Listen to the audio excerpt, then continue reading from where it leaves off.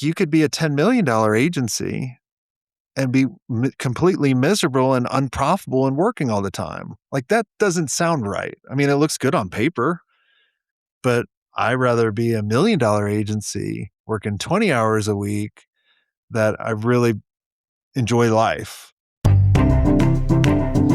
That is Jason Swenk, and if his thoughts stung a little, well, I feel ya, because I've been there too, running my own agency. Now, you built your firm because you wanted to own your life, and you poured everything into building something real. But somewhere along the way, the business started owning you instead. Today, Jason is handing you the 5-stage roadmap he uses for agencies he guides to flip that equation for good. Hello and welcome to the Business of Story. I'm Park Howell. Now, Jason built a solid digital agency that served AT&T, Hitachi, and LegalZoom. Pretty big clients, right? But today, he's the founder of Agency Mastery, host of the Smart Agency Masterclass podcast, and author of Operator to Owner. He advises 7- and 8-figure agency founders on building businesses that scale without them. You'll learn the 5 identity stages every founder must move through, why chasing revenue quietly kills your freedom, and how to build a business that finally runs without you. I'm so glad you're here. Let's get after it. Okay, here's something that'll hit close to home if you're running your own agency, or maybe you've got a small to medium-sized business, or perhaps you're running a team inside a large enterprise. Now, I want you to think about this. You've built marketing ops, right? And sales ops, maybe even revenue ops. And these all govern the infrastructure for every critical function in your business. But here's the deal. Nobody, and I mean nobody, owns the story.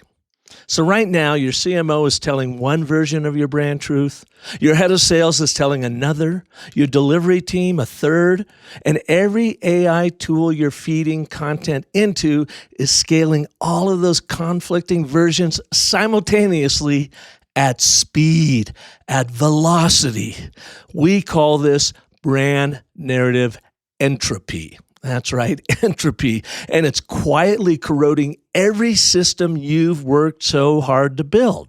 That's why your business is owning you instead of you owning it. Now, here's the thing. This isn't happening just inside your agency. It's happening inside every single one of your clients' organizations too, which means story ops. This is a term that we defined here at the Story Cycle Genie called story ops. Operationalizing your brand story across every department, every team, every internal and external channel, so you have coherent, consistent brand storytelling across the board. Nobody's doing it, and this is a tremendous opportunity for you to do it right now in your own business and for your customers.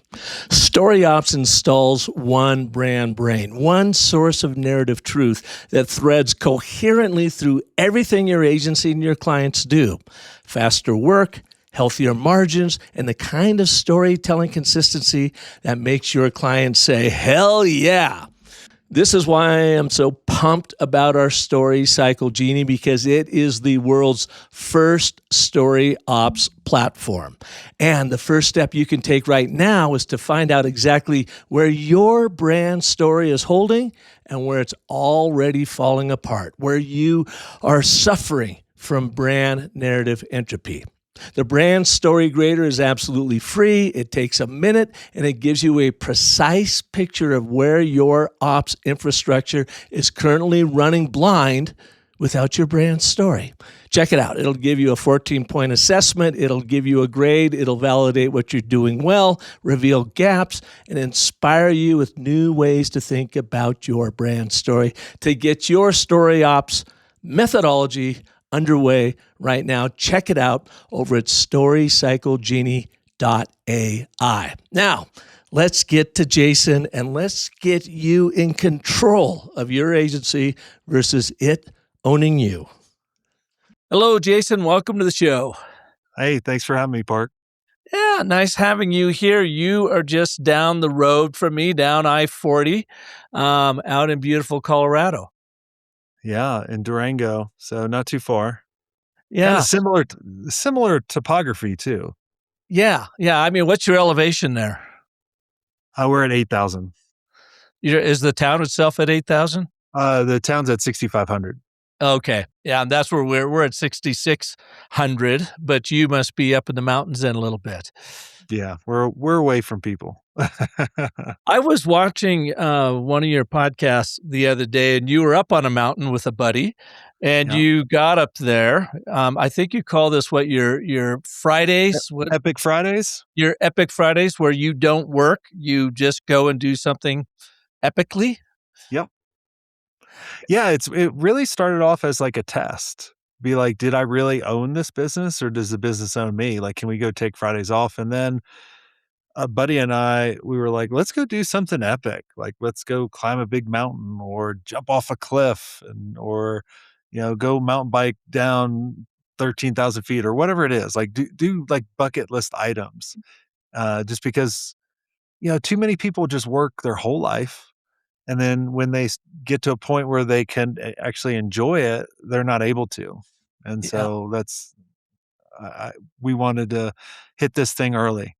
Well, I thought it was pretty cool. I thought it was a fun place to have an interview, and the fact that you admitted you didn't go all the way to the top because it was a little bit questionable in one area, and you both said you wanted to live to hike another day, which is very smart.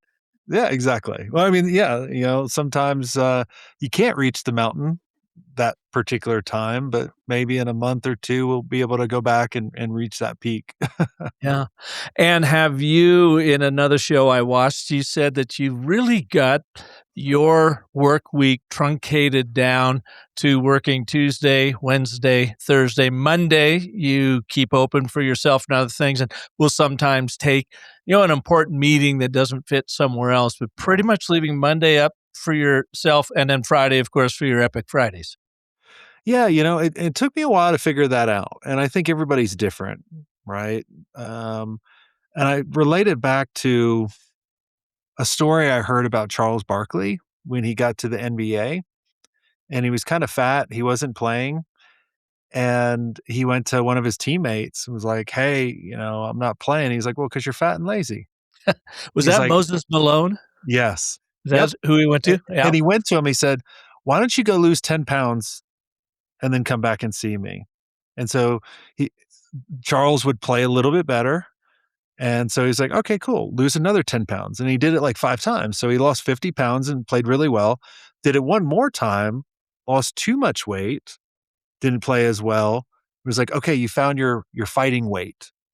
And so that's kinda how I look at my week is what is my fighting weight for my week? Because if I work more or have more meetings, outside those times, I'm overwhelmed and I'm burned out. But if I work less, then I am kind of bored. And so that, working Tuesdays through Thursdays to having meetings. Now, my mind for business is always on, right? Yeah. That's the Right. curse of being an entrepreneur. Sometimes I look at my friends that, if they're in the airlines or whatever, they shut off the plane, they're checked out. Yeah. Yeah, well, I know that feeling. I ran my agency for 20 years up to 2016 and then really pivoted over to the business of story, which, building tirelessly. That's a funny word, tirelessly, because it's exhausting. And, went through COVID and all that. And then we built our home up here in northern Arizona. And the first year, it was still crazy, burning the midnight oil just with the move, making my Starlink work, doing my virtual training, still building the business. And then I had an aha moment that first summer when I'm like, you know what? I'm going to see if I can actually not work on Monday mornings and just have just kind of get my feet underneath me, do some work Monday afternoon, then work hard Tuesday, Wednesday, Thursday. And I don't know if you saw this, Jason, but coming out of COVID, it seems like people started just not really showing up, until Monday afternoon and really weren't around at all on Friday for anything. And so I took that lead, and then Friday would come around. I would work a little bit in the morning and take the afternoon off to play golf and hike and do whatever.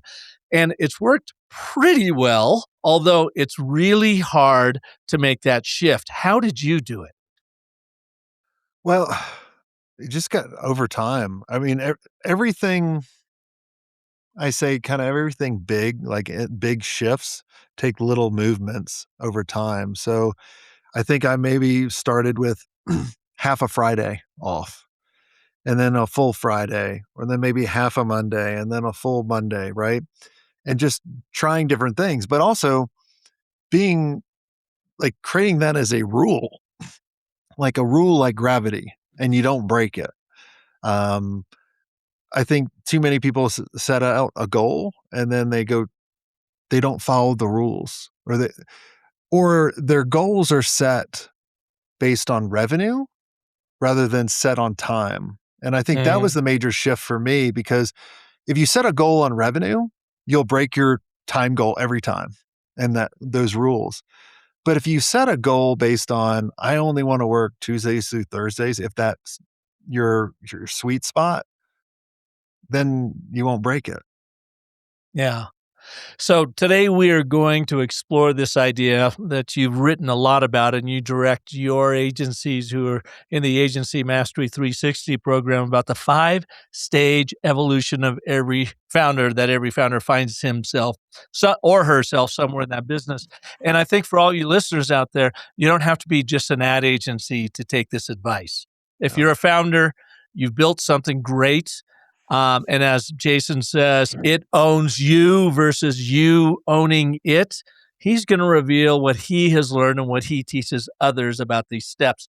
So, where do we start? Step one, or how did you first come up with this whole evolution theory? Well, I had to look back at my career of how I started, in the 90s, designing websites and kind of falling into being a business owner with a team, right? I've always had side jobs kind of like you, like mowing yards or working on a bait boat or fishing boat and all those kind of things, growing up, selling golf balls back to golfers that can't find their balls because they should quit golf, right? Like, so I've always done those things, but I never really had a true business, right? Like something I had to declare on my taxes until till this point. And I just started thinking about all the different identities that I went through, because that's what they are. And this even applies to people that just work for a business as you want to progress, because every one of us wants to evolve to something better, to something more, right? So we have that significance and that growth and the contribution, and all of that. And so I think back at when I started the business, I was an accidental agency owner. I knew how to do something cool. Someone offered me money and I was off to the races. Well, let's And talk so, about that for just a yeah. second, because you're not just a web designer. There's a lot of web designers. That's a commodity. Tell our audience about that first website you designed and why, and how that launched you into becoming an accidental agency owner. So I owe all my success to Justin Timberlake, but I don't know Justin Timberlake. My One of my best friends looked like Justin. And so we would get into bars and everyone always would think he was Justin. So I was like, let me take this up a notch. And I'm going to create a fake band, fake website called In Shit, making fun of NSYNC, but have him as the feature and then my three other friends and myself. And so it was In Shit and it got popular. It was on like a GeoCity website address, if people remember those. And people just started sharing it. And then people started asking me to design websites. And so I started off selling $500 websites to like real estate agents, the lawyers, boat marinas, you name it. I was off to the races. So, And then how did your agency grow from there? yeah. So I had it for 12 years. We grew it to over 8 figures. I had over 100 people. And then we were fortunate enough to sell it. And then once I sold it, I was kind of depressed because my whole identity was being the owner of the agency. And so then I was lucky enough that my old competitors reached out and were like, how'd you beat us for LegalZoom or Hitachi or AT&T or some of these brands that we worked with?" And we're like, "Oh, I did this." They're like, "Oh, that's cool." And I just started helping them out for free. And my wife's like, "That should be your new career because you're miserable right now. Like you're just bored." And I was like, "Okay, let's go do that." Look, all right, so I wanna still go back just a step. So you are this accidental agency owner, and you grew from this, funny, fun website into this really quite large and impressive agency over the course of 12 years. How did you do it if you didn't really have that clear focus of what you were doing? Or maybe you did, but I it didn't. sounded like it was like one accident into the next, you were It good at what was. you did? And so can you take us on that journey just a little, or it's really more of an odyssey, I would say? Yeah, I mean, just this is how little I knew, okay? My first client asked me to send him an invoice. I didn't know what an invoice was. What? And there was no Google, Uh-huh. right? So, like, I just had to figure it out, but, the thing was is when I started, I had ignorance on my side. I had resourcefulness, creativeness, like, I had all these things. I didn't have anything to protect. So, it made me a very dangerous person, right? And so, I wasn't afraid of failing because just like climbing that mountain, I was like, "All right, well, if I climb up there, I can die. So let's kind of make a better decision. We'll come back." And I was, we would take risks and all that kind of stuff. So, but kind of the story, since you're into stories, is really I didn't have anything else. I couldn't go work for anybody. I've been fired from every single job I've ever had. Like I wasn't a quitter.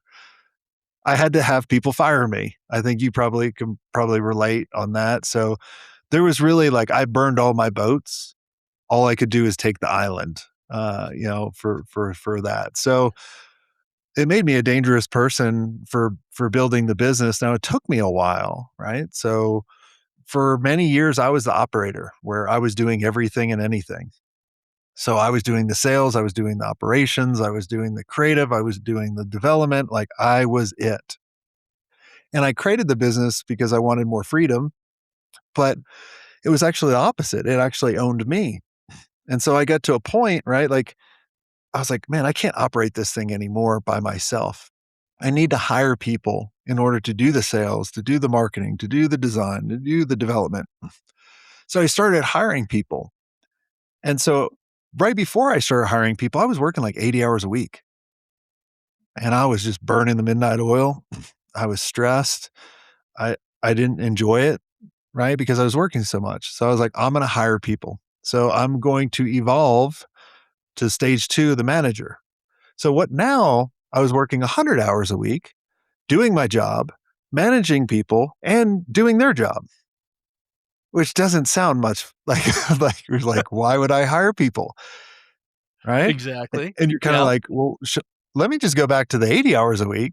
Then I didn't have to manage anybody. But what I realized was, in each of these stages that I'll go through with you, you have to go through all of them. There's no cheat code. Um, in order to evolve to a manager, you have to hire people. But the secret was, if I could go back and tell myself, I had to have clarity of where I was actually going. I didn't know where I wanted to take the agency.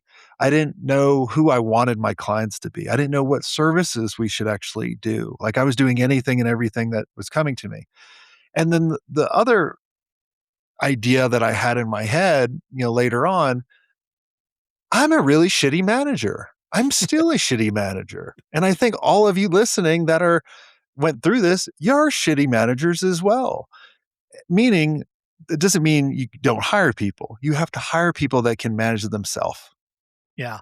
I know that feeling because when I would bring in people to my agency at first, it's like, okay, it's great. We've got some extra bulk in here, some muscle in here to help me through it.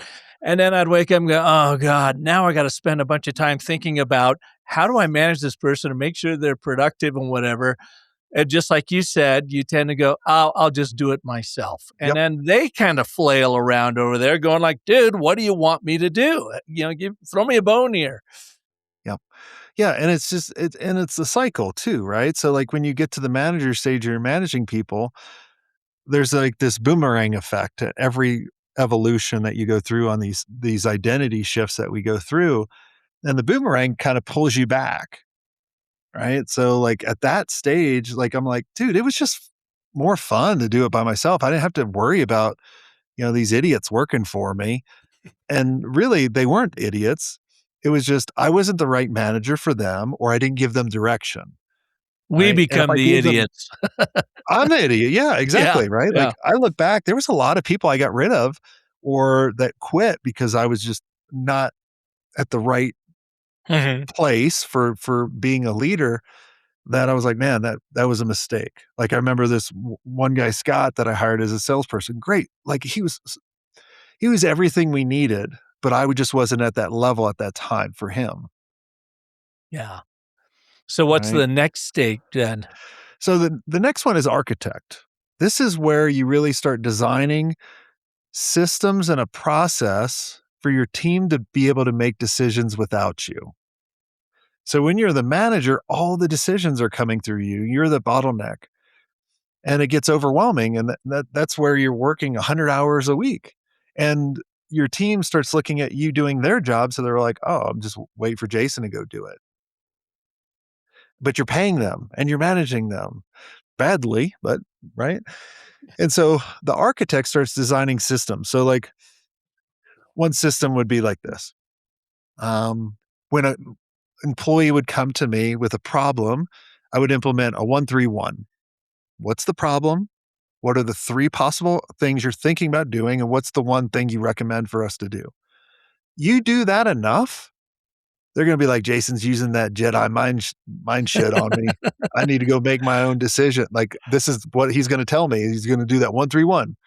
So then they'll start doing their decision. Or a system could be as if you're going to hire a salesperson rather than saying, just go out and sell what you can. Like, that's no sales system. And they're going to probably struggle.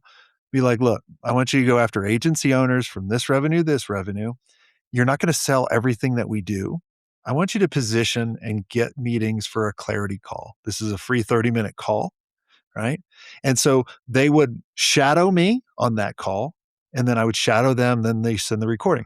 Then once they pass that, then I'll move them to what are called our agency blueprint call, right? It's a paid call, boom, boom, boom, do the same thing. So that's a system so they can follow it, right? And then I'm giving them outcomes that I want, not tasks. So a manager is saying, go do this task or these tasks, follow this to the T. But that's how you did it. And their minds don't work like ours. I hope not. Right. Right. So, like, if you can just say, and same thing with AI right now. Like, a lot of people are going to AI going, here's a task versus try this, give it an outcome and see what it comes back with. Yeah. So then what follows after architect? CEO. So even though a lot of people have this title, they're not the CEO.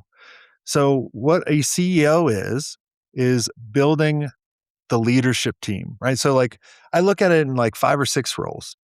You're setting the vision to the team and you're communicating it to the team often so they can make decisions. You're coaching and mentoring your leadership team or your architects, right? So they can build the systems for people to make decisions and follow and that kind of stuff. And you're only coaching them. You're not coaching the whole team, right? There's a lot of times agency owners will come to me and be like, I have 10 to 20 people, which is no man's land if you're in that space, right? 10 to Mhm. 20 people, you're that manager, you're not the architect, right? And you'd be like, I could never get 50 people or more people because then it's just, I have no, there's only 24 hours in a day and I'm only sleeping one. Yep. But like, and when I sold my agency, I was only at the CEO level and not all the levels you don't have to go through all of them. If you only want to make it to the architect, my goal is to get everybody out of operator and manager.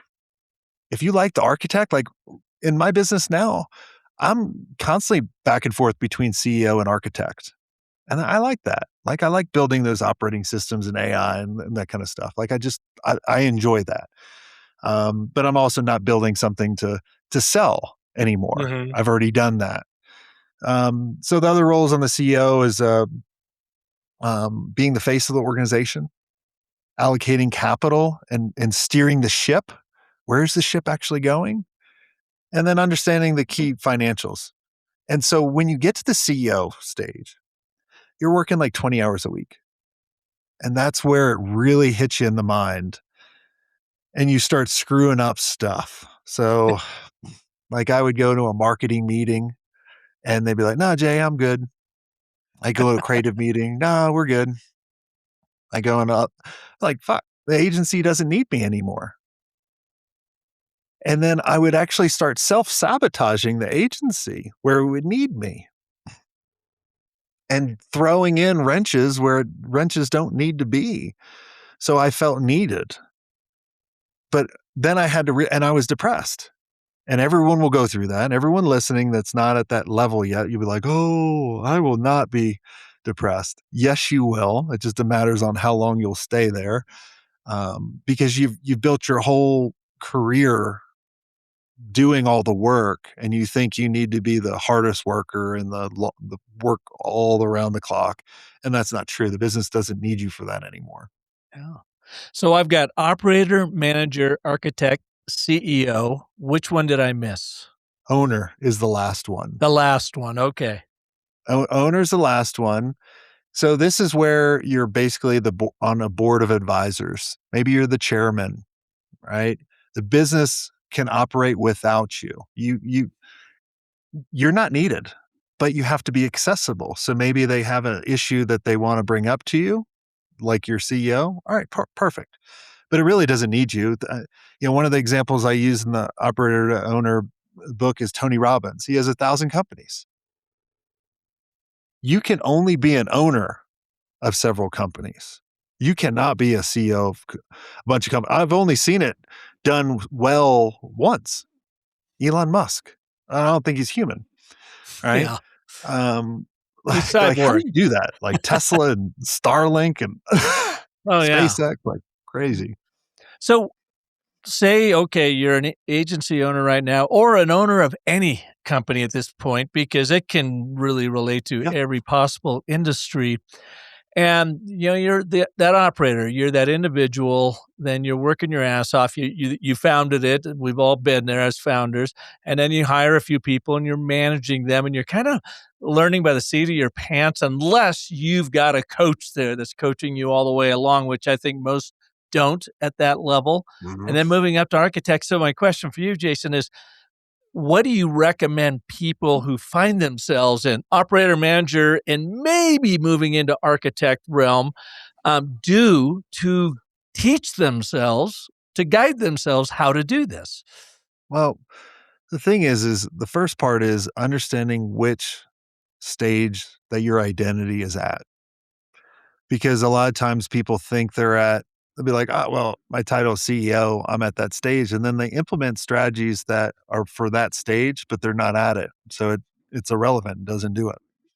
Um, we do have an assessment that you can do to really kind of truly figure that out. If you go to operator to owner evolution.com, there's an assessment on there. It's free that you can check that out. But know where you're at.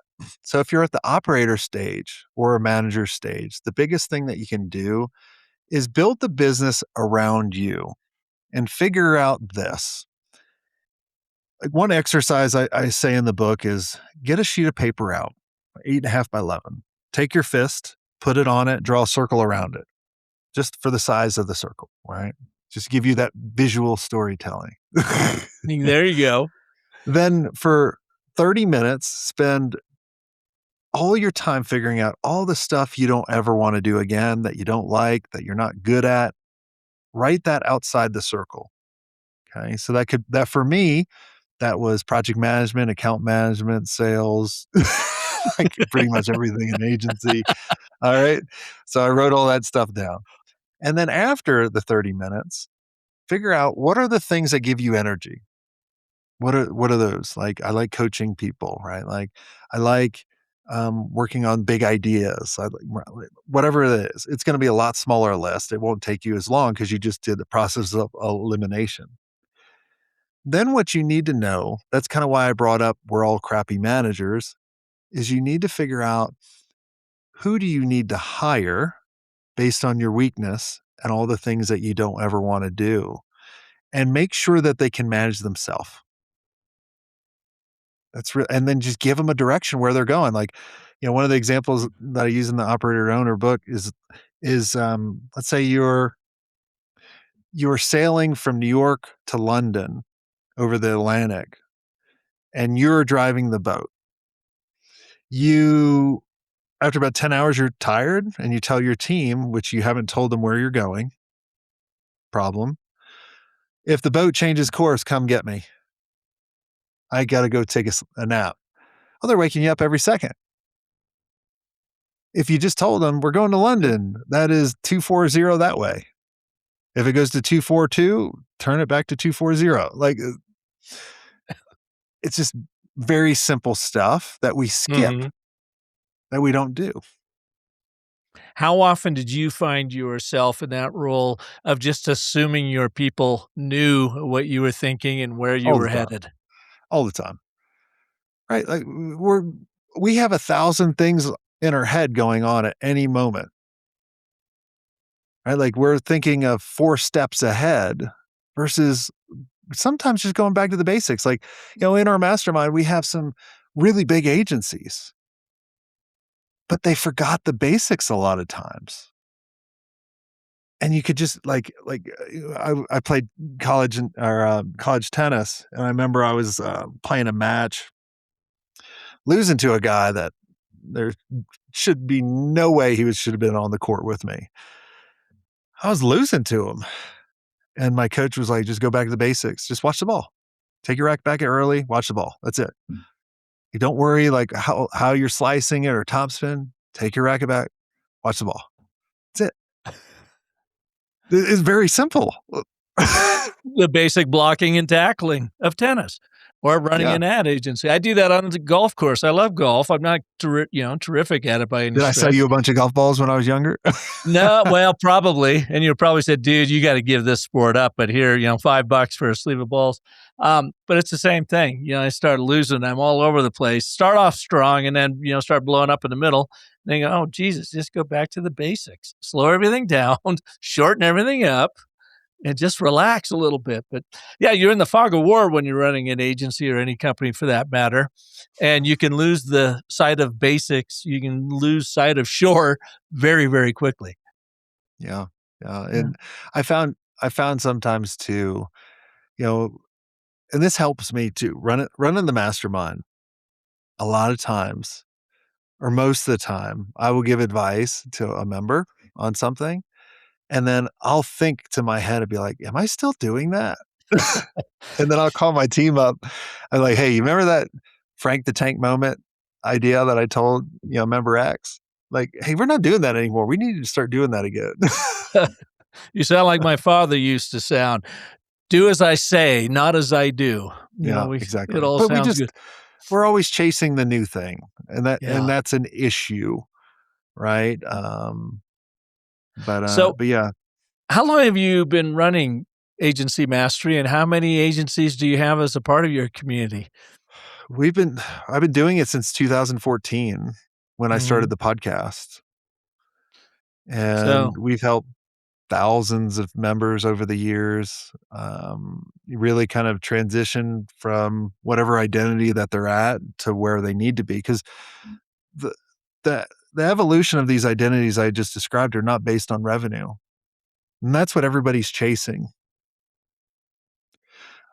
But like, you could be a $10 million agency and be completely miserable and unprofitable and working all the time. Like, that doesn't sound right. I mean, it looks good on paper, but I'd rather be $1 million agency working 20 hours a week that I really enjoy life, right? Like, that's personally me, yeah. versus, just getting the accolades of, oh, I have thousands of employees and that kind of stuff. Yeah. What do you see happening and what do you tell your agencies with, of course, the advent of artificial intelligence, which seems like it's identity theft on so many levels? Writers feel like, I'm a writer, damn it. No bot can outwrite me. And, a Yeah. designer, I'm a designer, damn it. Yeah, and, even the strategists, they feel like they fear their identity being stolen Mhm. by AI, where I don't feel like that's happening. But how do you approach that? I look at it as evolution.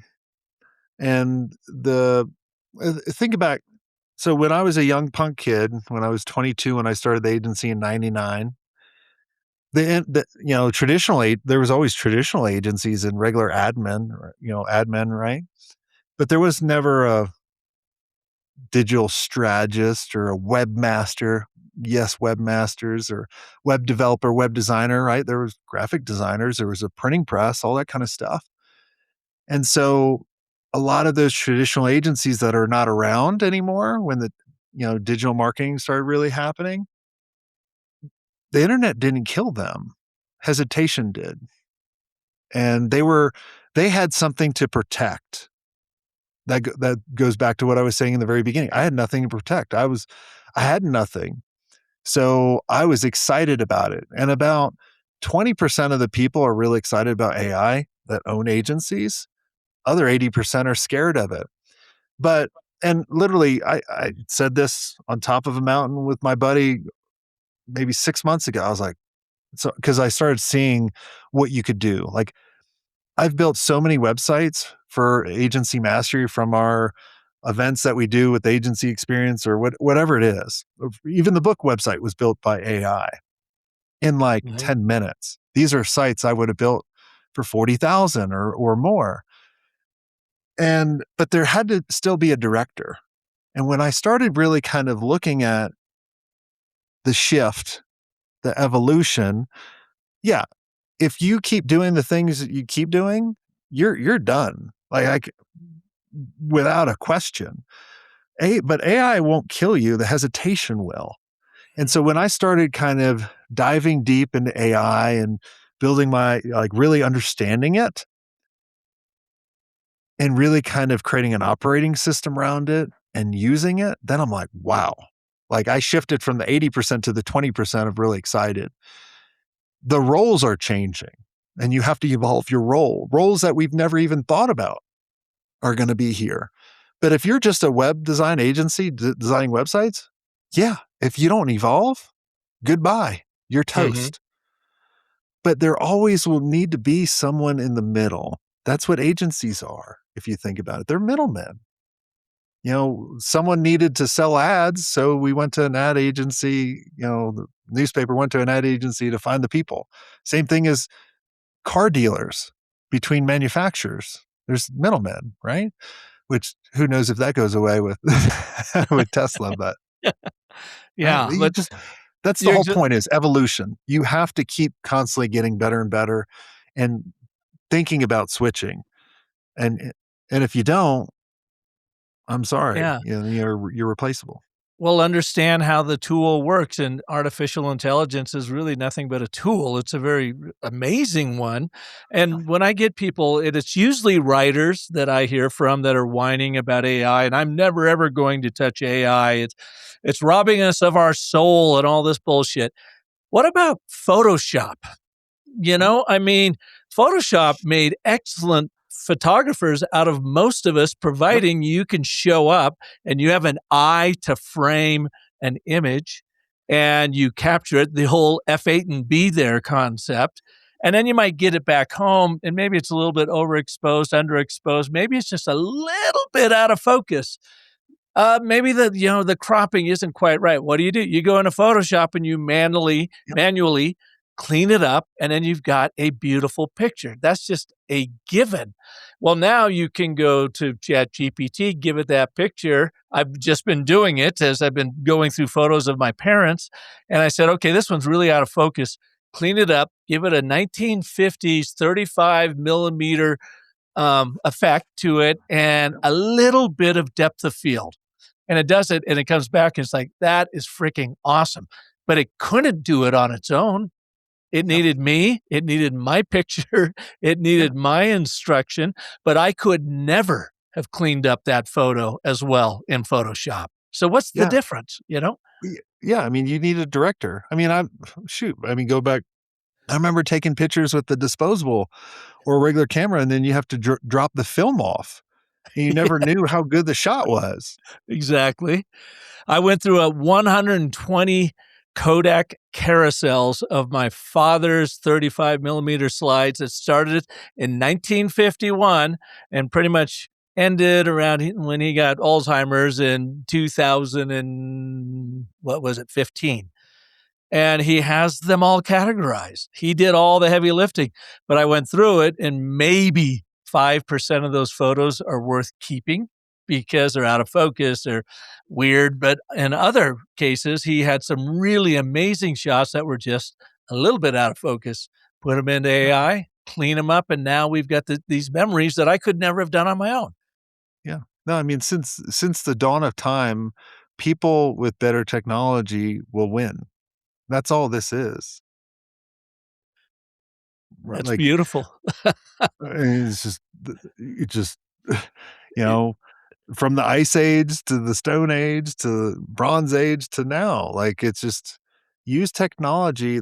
And I think here's really there's 2 unlocks to AI, and I've already kinda said one is tell AI the outcome that you want. The other part where most owners or the founders are developing their little AI agents and their little team and they're experimenting with AI, that's all great. And then I basically look at it this way. You are going fishing and you keep giving fish to your team. They're never going to learn. They're just going to eat the fish, kind of the manager route, right? Like, I'll just do your job. But if you teach them how to create the AI agent, that's the real unlock, right? And to show them they are not going to be replaced. Will enhance your job. And the biggest thing where to start off with all of this, you have to figure out what your biggest bottleneck is for your role, and same thing with your team's role. And then start using AI for that. Start there. And then you're going to be like, oh my gosh. Like, and look, AI is not a competitive advantage. It's actually a requirement now. Mm-hmm. Like, so if you're not using it, you're just losing. And look, it changes every week. Probably just changed 5 minutes ago from what Yeah. we're talking about. Yeah. And I don't know that you've had a chance to look at it, sent you over the brand assessment and narrative strategy that we created using our Story Cycle Genie. Did you have a chance to look at it at all? Briefly, I thought it was pretty spot on, so I liked it. Yeah. And the idea there is it's built by agency principals for agency professionals that they can plug it in immediately, Jason. And, they've got over 3 dozen experts working for them. Just like you were saying, I wrote down that bottleneck. Well, this is the Genie bottle that releases that bottleneck because you could apply it to your brand immediately. You can apply it to that next pitch coming up, run their brand through it, show up with a narrative strategy saying, here's a baseline that we can start on tomorrow if you hire us today. I mean, there's so much you can do with it, and you don't have to mess with generic AI at all. Yep, exactly. Yeah, that's the goal. So, well, thank you for being here. Where can people learn more about you? Yeah, so a couple places. You can go to jasonswenk.com. That's SWENK, or I guess you can just go to swenk.com, SWENK.com. That will have a link to the mastermind, to the book. But the book's out, so you guys go check it out. It's on Audible. I recorded it, not some AI on that, or you Yeah. can get a hardcover one of that as well. And there's no fluff. Like, I don't like books that tell a lot of fluff. Like, it just here's where you're at. Here's what you need to go do. Here's go do it. That's awesome. You always close your show by saying, have a swank day. What do you mean by that? Have a great day. I mean, it's just I try to live every day to the max, because I look at it. I heard something many years ago from like an old timer. He was like, yesterday is history, today is a gift, tomorrow is a mystery. And so I always try to do as best as I can. If I don't, and like, I can't have my best day every day, but if I slack off at all, at the end of the day, I'm like, "Ah, I could have put a little bit more effort into that." Well, then I'm going to go out and have a Swenk afternoon. Thank you so There you much for go. being here, man. Thanks. Hey, thanks so much for listening to this episode. And if you liked what you heard, jump over to iTunes, Spotify, YouTube, wherever you get your shows, and give me a rating and review because it helps us get found in the world out there. Because I have been so busy for the past 12 years finding story artists for you from around the world to help inspire you with new ways to think about telling your story. And I've got another one for you coming up this Monday. His name is Ryan Cohn, and he is the founder of the energy nonprofit out of London called Point One. Ryan has a remarkable brand story, all based around this singular narrative. Almost nothing changes everything. I'm going to show you how you can bring this same kind of simplicity to your own brand story. And until then, remember that the most potent story you'll ever tell is a story you tell yourself. So make that one epic. Thanks so much for listening.